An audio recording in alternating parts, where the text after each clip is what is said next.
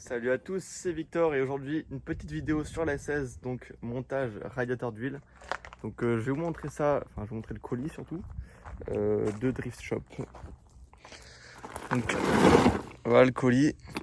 Aïe, je me suis coupé, voilà. Donc il vaut mieux acheter un cutter et pas une lame de cutter.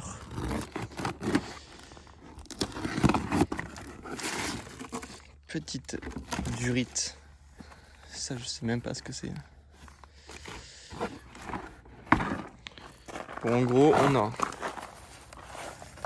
la petite plaque sandwich sur laquelle on met le filtre à huile et l'arrivée des durites. On a le petit radiateur, donc c'est un 9 rangé. Pourquoi 9? Parce que déjà c'est plus petit, ça peut plus facilement s'installer à des endroits, on va dire, étroits. Et surtout aussi c'est beaucoup moins cher. Honnêtement, je m'attendais pas à ce que les durites soient aussi balèzes. Elles sont énormes. Taille du truc. Bon. Ici, on a les entrées pour mettre des capteurs pression d'huile, ou capteurs même température d'huile. Les petites vis pour reboucher. Si on ne l'utilise pas, je pense que je mettrai quand même un peu de pâte à joint ou je sais pas trop quoi, parce que bon, voilà, on va éviter les fits. Ouais, mais j'ai même pas envie de mettre une clé dessus tellement que c'est magnifique. Oh.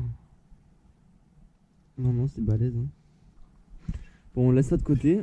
On verra plus tard pour comment on l'installe. Donc actuellement, je suis en train de changer le carter d'huile. Casse-toi. Oh le massacre. J'espère que vous êtes bien installés sous la 206 S16. Là on a les petits adaptateurs, donc selon le pas de vis de la voiture. Et ici on a la plaque sandwich. La M20 c'est la taille de mon filtre à huile. Et voilà, à mon avis il doit y avoir un genre de bail comme ça. Tac. Ah ouais. Ok, donc là il y a un joint pour la plaque sandwich, ou je sais pas comment ça s'appelle, mais l'endroit où on met le filtre à huile. On serre ça bien fort et après de là on mettra le nouveau filtre à huile avec son petit joint. Et ici il faudra bien diriger les entrées des durites d'huile en fonction de là où on va aller. Donc moi je pense que je le mettrai vers là-bas. Bon les gars, je vous reprends une fois que le pare-choc est démonté et on se retrouve juste après. Voilà, j'ai enlevé le pare-choc. Là ça peut être pas mal en vrai ici. Tac. Comme ça. Bon, je vous reprends avec la plaque sandwich, j'ai eu un petit problème. En fait le pas de vis était mal usiné. Donc les vis fournies en aluminium sont foirées à instant. Donc j'ai mis des bonnes vis en fer. Donc voilà. Donc là maintenant ce qu'on va faire, c'est qu'on va faire un petit montage à blanc. Et on va tester un peu où est-ce qu'on peut mettre les emplacements en fonction de la longueur des durites, etc. etc.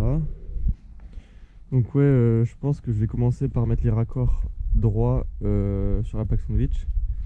Et je garde cela pour les coudées sur le radiateur. Après on peut le mettre dans le sens qu'on veut, en fait ça dépend de notre configuration. Ils sont énormes les durites, hein. C'est un truc de ouf. C'est balèze de ouf. Ah oui, entre temps j'ai remis le carter, vous voyez, tout sec, propre. Et qui fuit pas surtout. On va passer les deux durites. Ça déjà, est-ce que c'est bien ça? Alors ça va se visser directement là-haut. Bien sûr le parti avec le joint vers le haut. Hop. En attendant, nous on va serrer ça. Là on fait un petit serrage comme ça. Voilà la config.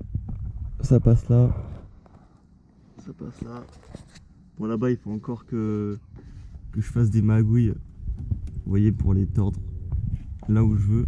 Bon, ne jugez pas trop mon installation, on va dire provisoire.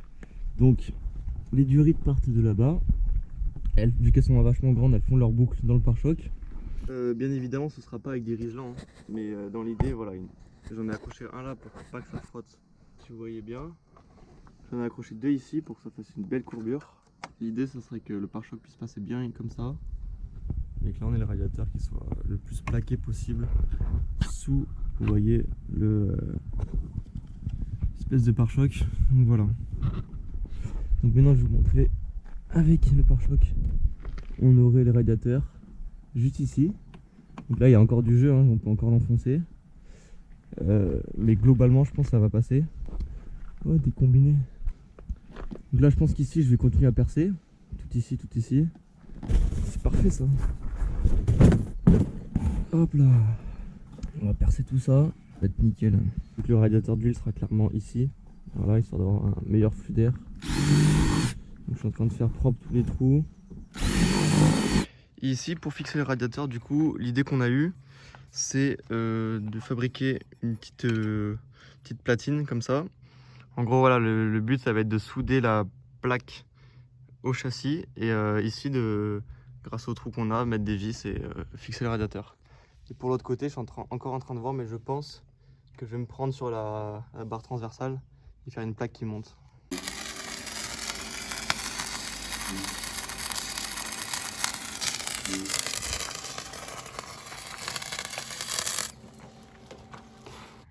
Donc pour vous montrer un peu les avancements des travaux, un pote à moi est venu me souder les petites platines que j'ai faites.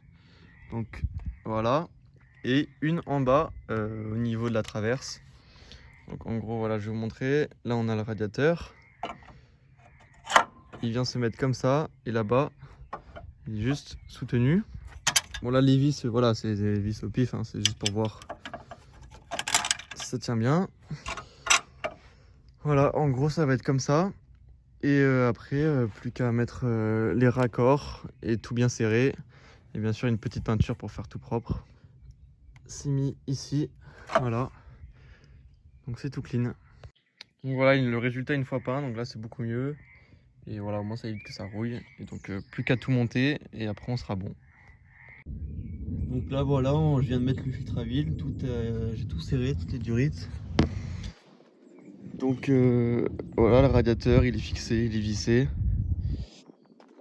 Et là on a, bon c'est encore, j'aurais mis des raisons pour voir un peu comment les durites peuvent passer. Mais ça reste provisoire, bien évidemment.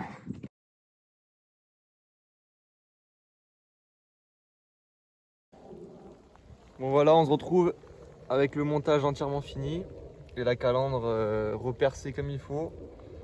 Donc au final ça tient vraiment bien et on a perdu au moins bien 10 degrés de température. Donc c'est vraiment efficace. Et voilà, là on voit encore les gaines qui passent derrière. Donc voilà, ça passe nickel. Bon les gars, c'était tout pour moi. J'espère que cette vidéo vous aura été utile. Et je vous dis à la prochaine. Ciao!